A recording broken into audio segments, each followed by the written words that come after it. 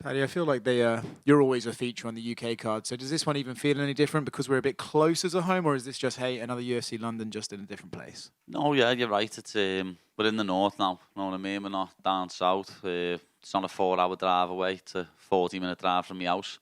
So, yeah, we're back in the north, which is nice. And I can't wait to blow the roof off this new arena. You know, obviously you're fighting Bobby or King Green now. What are your thoughts on the name change? I know you said that you won't be calling him that, but do you think that just kind of speaks to how quirky a character he is in general, or do you think it's a weird thing? What do you make of the whole thing itself? Oh, it shows what a dickhead he is. You know what I mean? Like, imagine being nearly 40 years of age and changing your name to King. It's embarrassing, lad. You know what I mean? Grow up, innit? Like, as I've said in other interviews, CTE is real. I feel like every time they put a test in front of you and you pass it, the fans kind of want to change how important that test was after the fact. Do you think that Bobby or King will prove to the fans that you're actually a legitimate lightweight and something that can climb the rankings because he is still active and he is still winning fights? No matter what. Until I get the belt, people are going to doubt me. People are going to say, this and that. Like, as I said, my last fight with Tony was a lose-lose. If I would have lost, it would have been, being beat by a washed-up Tony. I dominated the fight, but I only beat a washed-up Tony, and I couldn't even finish him. Know what I mean? Which, that's mad. You know, it's like, as I say, I can't win. Obviously, I just get on with it, because I can't wait to prove people wrong here, though. I've always seen, you'll never be ranked. He's not good enough to be ranked. And when I win this fight on Saturday night, I'm going to be ranked. But as I say, even in me comments now, it's like, the UFC are giving him another has-been. Like, I can't win, lad, no matter what. In an interview with Sky Sports, you said that a few weeks ago your coaches were talking about pulling you out of this fight because you weren't in the mental space to take the fight. Did you know during that time that you weren't feeling it, or did when they have to tell you, hey, we don't think you're feeling it, that's when you started to realise? No, it was a bit of both. You know what I mean? I knew there was stuff going on externally, stuff going on in my head. And obviously when Paul said it to me, I was upset. I was not happy with him. I was angry. But obviously he's my coach, lad, and he's like my second dad. And he's only looking out for my best interest. But since that moment, like, I've had one of the best camps I've ever had. A couple of weeks out, like, as I say, 4, 5, 6 weeks out, I was thinking, oh my God, this is the worst camp of my life, and I'm going into arguably my toughest fight. But then the last couple of weeks has just been like quality, and I'm looking forward to getting in the octagon again and beating this idiot up. You know, I think everyone appreciates that you are open about this subject, right? But doing it at this point of fight week, you know, now that everyone, including me, is going to ask you about it, you're almost inviting pressure onto yourself by even being this open about it. Is it just something that you feel like you have to do, or is it something that helps you actually talking about it? Yeah, obviously getting it off my chest helps, but like, it was Ricky's anniversary 2 days ago. You know what I mean? So, been thinking about it a lot more. And it's been bad again lately. Another lad in Liverpool killed himself a couple of weeks ago. Young MMA fighter Conor Hitchens killed himself like 3 months ago.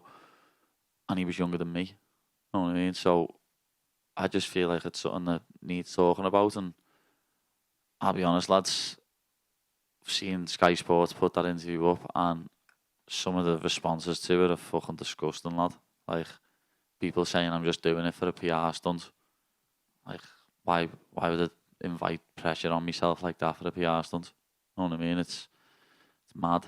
Like, people saying I'm only doing it for that reason, when I know several people who've killed themselves, and I've thought about it in the past. So why would I bring that sort of pressure on myself? But again, I do it because I feel like I need to, and I don't want more people to kill themselves, especially men. They just don't talk to people and kill themselves. But like, some of the responses to me saying that are like, just kill yourself then. You might as well kill yourself. That's what some of the responses have been, lad. And other people have been like quoting them and putting, no wonder men don't talk when the responses are like this. Like, one of the ones that's proper pissed me off is fucking that video. People saying I'm bullying people in the pub. People saying, he's a pisshead, he's on the ale and he's bullying people in the pub, coked up. It's like, Lad, I was 2 weeks out from a fight, lad. Do you think I had a drink? I had a diet Red Bull and a fucking water. You know what I mean? And all them people that I'm with are my mates. I went to school with them all. I grew up with them all. They're all coming to fight on Saturday. And they all jumped on me 10 minutes earlier when Cole Palmer scored and celebrated on me. So when my bet come in and I got a last minute winner, lad, I celebrated on them. That's just how the world works, lad. Going back to King for now, you said that he thought it could be your toughest opponent. Do you think he is? Well, I think Jared Gordon is still my toughest opponent. Jared Gordon is so underrated that it's unbelievable. Even I underestimated him going into that fight, I'm not going to lie. Thought I was going to run through him. And then when I injured my foot in the first round, it was a completely different ball game. It was my toughest fight to date. Everyone in here probably still thinks I lost that fight. You know what I mean? It was, when I've watched it back, it was a very, very, very close fight. But I still think I won when you watch it without commentary. I can understand why people think I lost when you watch it with commentary. But Jared was a very tough fight, and I think Jared was beating Bobby up until the point when he decided to be a ram and flying headbutt him. So, yeah, like Jared or Bobby are my toughest fight, definitely. Okay. You obviously had some beef with Jordan Levitt. We all remember the teabagging incident. Then at the press conference with Tony, you went back and forth with him. Where does Bobby or King rank on the beef list for you? Yeah, probably higher than them all, because 2.5 years ago, when I was sitting with my wife at a show, at a UFC event, he was videoing the back of my head, talking about me, when I probably didn't even know who he was at the time, know what I mean? And he was sitting there videoing the back of my head, talking about me. And then he's tried to come out and say, you mentioned me, Paddy, you talk about me. No, you was talking about me 2.5 years ago, lad. Know what I mean? So don't try and spin the narrative now when you've been wanking over fighting me for 2.5 years.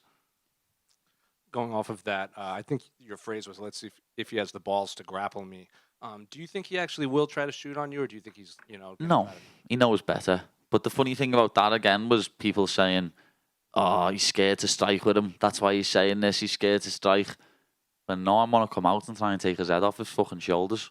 But he done an Insta story saying, anyone can knock anyone out with a lucky punch, but you think you can do something what no one in the UFC has done. Let's find out and all that. And I was like, sound, if you want to find out, hit the deck and grapple with me. Let's see what happens. Because I know I'll drown him. You also mentioned you don't think people give you the credit until you get the belt.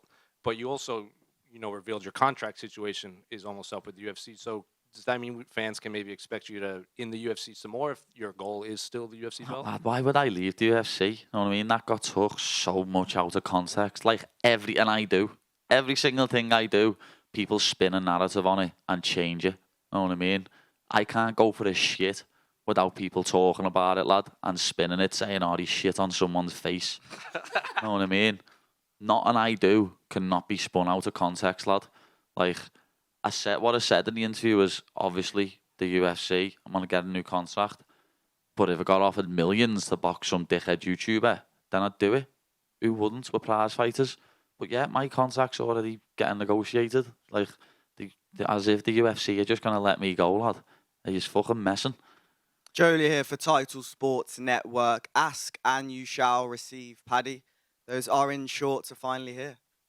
Yeah, finally here, lad. Know what I mean?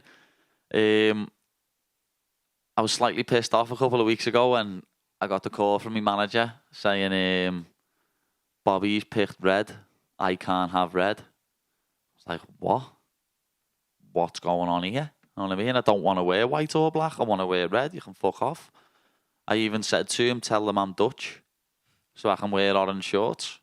But it ended up working out all right in the long run, lad. He can wear red all he wants. Over the years, lad, when I fought on Cage Warriors, I lost when I wore red twice. And as I said before, people think I lost the Jared Gordon fight in red. People think the Tony fight was close in red somehow. So I'm glad to be getting orange back. Know what I mean? I think I'm going to get a nice finish in it like I used to do on Cage Warriors.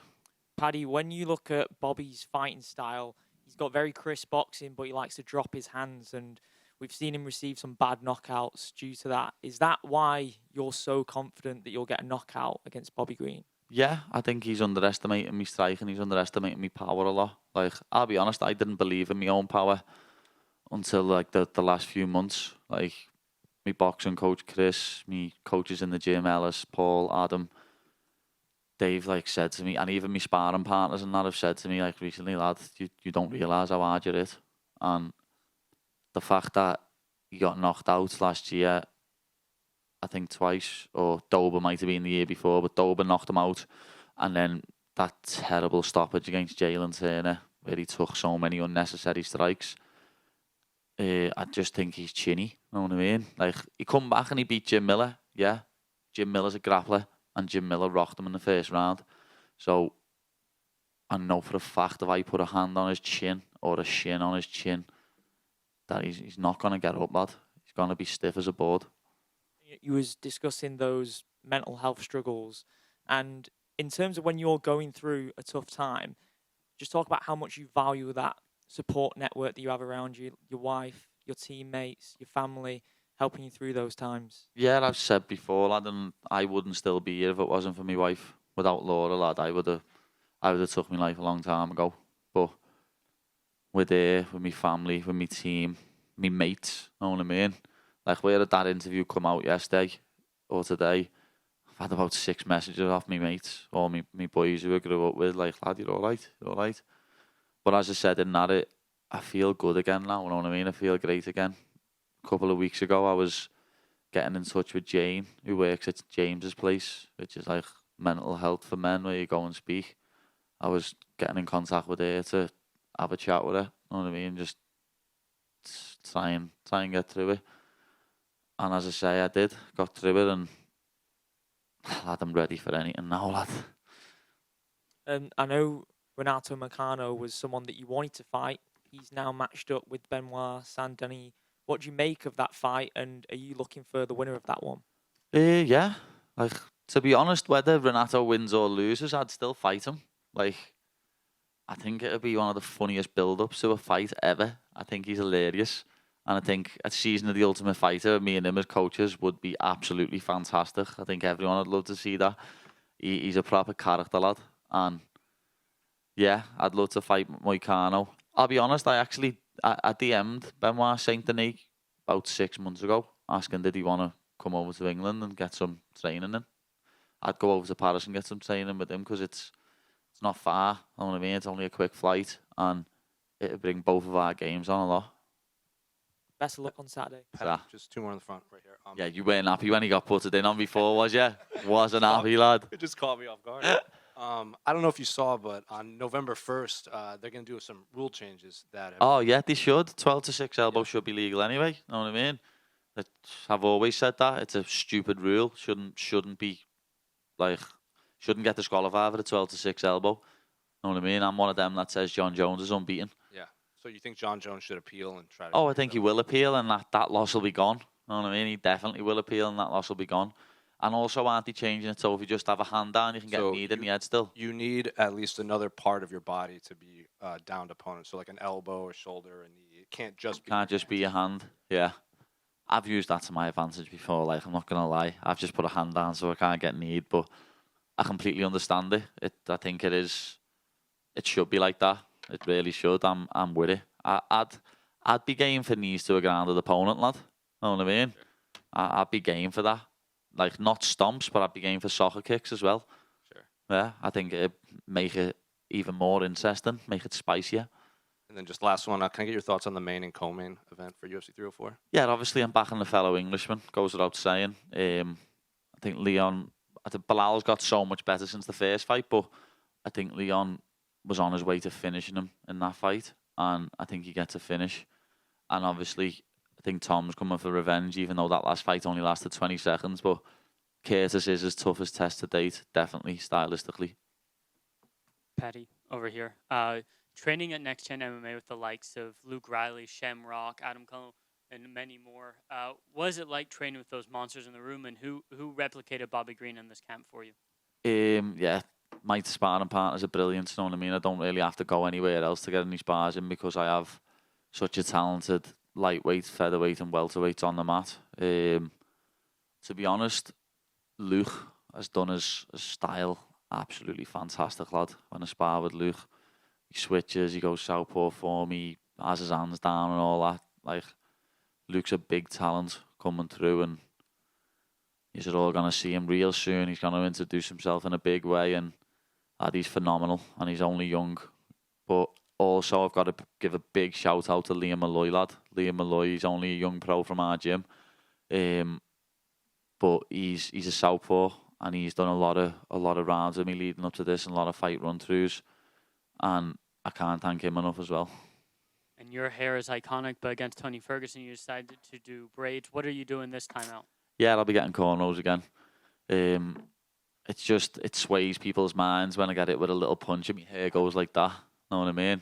As I say, when I watched the Jared Gordon fight back, he was hitting me with little shots, and the commentator's like, "Oh, he's being rocked." You know, it's like, no, it hardly fucking hit me.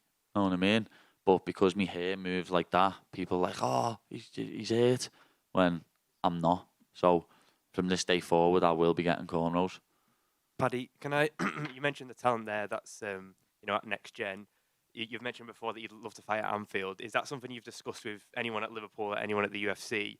And how likely do you think that would be to happen one day? I mean, Anfield's hosting big concerts this summer. I mean, surely UFC would be made at home there. Yeah, I've spoke to people at Anfield about it, lad. I've spoke to like the COO of the football club, and they're all willing to and happy to get it on. You know what I mean? They want to do it. They've said it to me plenty of times, lad.